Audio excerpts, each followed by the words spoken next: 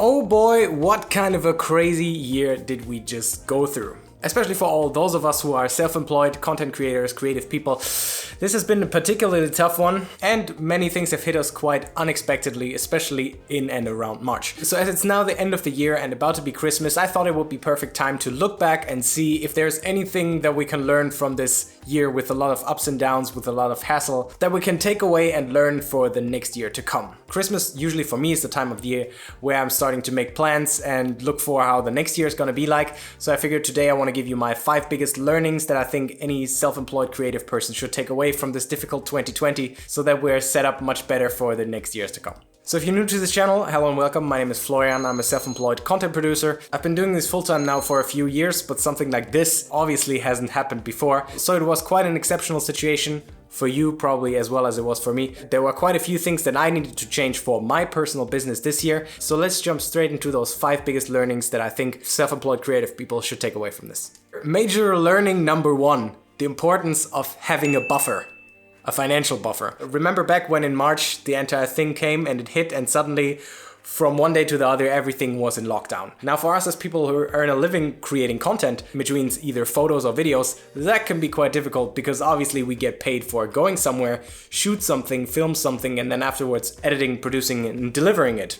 Now how do you want to do that if suddenly everything is closed? Well, you can't. And then from one day to the other, lots of clients cancel their projects, which means there's no way for you to get paid for that work that you usually did before anymore. That has happened to many creative people this year. I know for me there's also been a couple of smaller projects that have been cancelled. The big problem with that is that there's no one else who suddenly steps in to pay your salary. There's no employer that you can ask for. Usually all the kind of support from the government, especially for self-employed people, takes a whole lot longer than for employees. That's just usually the way it is. So that means that if there's nobody else, you need to be the one paying your own salary. And for that, it is super important that you have a buffer saved up. Now, for me, when I started this entire self-employed thing, I decided the very first thing that I wanted to invest in, instead of buying gear, is I wanted to build up a buffer of 5 to 6 months of salary that I could personally always pay myself in case exactly something like this happened.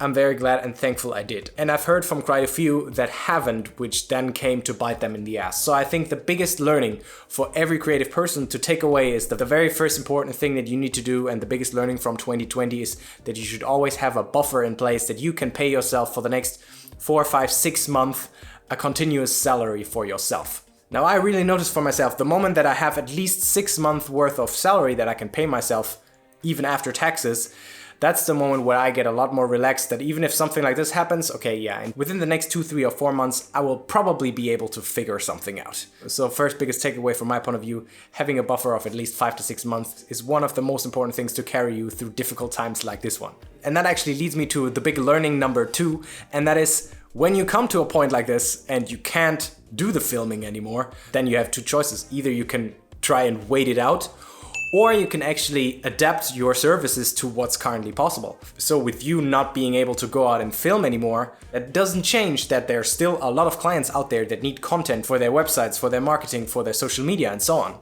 It's just that you maybe need to provide them in a different way. So second biggest learning is figuring out how to adapt your services to the current situation that you're into. For me, for example, that meant much more to go in the direction of making remote content production. So meaning offer more things that are just editing based, where there's already footage available or where you do not need to go out and film anything. It's a little bit like this saying that goes, when life gives you lemons, make lemonade. So you gotta deal with the current situation and figure out how to make it work anyway. So for example, a lot of content production companies have gone heads first into all the entire live streaming industry, figuring out how to help clients to set up their live streaming, offering all sorts of services around that. Still a great way, and instead of offering your hands and the filming and the actual execution, instead offering your experience and your brains that you can just deliver your service from remote. For me, for example, that meant changing much more to go towards project organization and consulting. This year I organized the content production for one big project that was entirely from this desk back here. You can actually find out about that project up here. And literally everything went through phone calls, Zoom meetings, and on distance. So if you can't go out and film anywhere, biggest learning is probably to figure out what you can do with that knowledge and that skills that you already have. And that actually also leads me to learning number 3, and that is diversifying the income sources. So where does the money actually come from? So when this entire thing in March and April really hit, I was thinking so much like, oh, how much easier my life would have been if I had just beforehand figured out how to make digital products that I could then promote, be it online workshops, online courses, presets, checklists, guides, and so on, or even selling something like stock footage, having all sorts of different remote income streams that are not dependent from you going out and shoot something somewhere.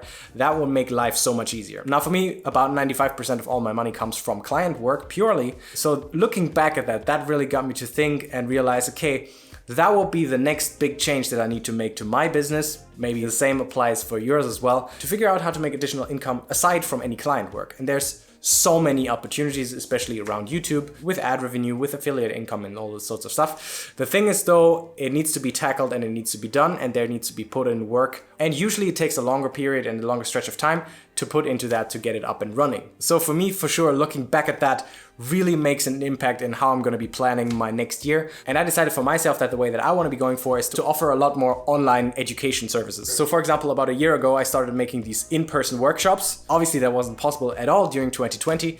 But there's nothing really stopping me from bringing them online and offer them in the future. So if you're curious about that, maybe stay tuned for the next year. And now the very first and quickest thing I'm probably going to be doing is that in the description from now on, there's most likely going to be a link where you can simply schedule a consultation session with me. If you need help with building your business, figuring out how to price yourself, or leveling up your content production. Simply because I still remember that when I 3 or 4 years started out, I did not have anyone to talk to.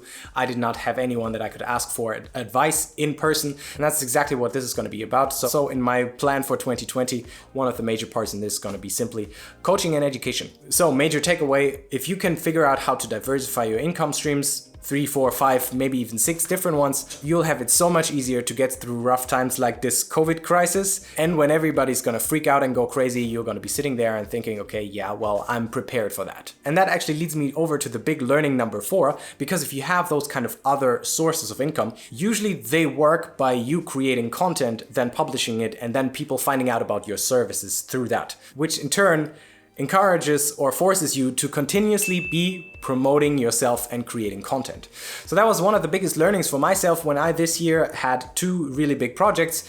During that time, I really focused on just delivering the best work that I could for my client, of course, which is most important. But the one thing that happened, which you probably noticed on this channel, is I completely stopped uploading videos, producing own content. And that was mainly thinking of, yeah, I'm just gonna focus on client work. And looking back at it now, it would have been a much better decision to carve out 2 or 3 hours per week, maybe something on a weekend, to still be continuously putting out content, because eventually the best time to promote yourself is when you currently do not need any work. Because that's always the moment where you're in the best negotiation position, versus when you get in a situation where you're tight on money and only then you start marketing yourself. That's probably the quickest way to land up in bad deals with projects that you're not really excited about, and then maybe pay a lot less than what you normally would get for.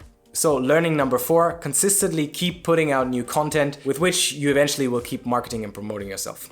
And that actually leads me to learning number 5, and I think this year 2020 has been the major breakthrough year of TikTok, hasn't it been? And looking back at it now, it really made me think, you and I probably should have been a lot more experimenting and trying out with TikTok, because it's had such an insane amount of growth this year, and so many people have exploded through it by regularly putting out new content and experimenting with new things. And that is probably one of the biggest regrets that I have from this year, is not having really jumped and headfirst into those kind of trends with TikTok, now currently Instagram Reels, to produce content for those channels and not let those opportunities pass you by. So that's, for example, something that I have very high up on my agenda for 2021, to experiment a lot more around with TikTok and see what's working on there, which ultimately is going to be very beneficial throughout the next year, because lots of companies are going to be going into that too and will need content that is produced dedicated for TikTok and Instagram Reels. So number 5, if there are any trends and we see them, we shouldn't let them pass us by, but instead at least experiment around with it. So those were my 5 biggest learnings from this entire crazy year 2020. Which were yours? Leave it in a comment down below and tell me which one of those, or maybe any different ones, was really the big realization and the change that you're going to be making for 2021. And with that, since this might be the last video for this year, I wanted to wish you a very Merry Christmas, and I hope you keep yourself and your family safe from any sort of COVID during the holidays. And then we get straight into 2021, because after all, if we can manage to get through a tough year like this, things from now on can hopefully just go upwards, can they? And with that, until next time.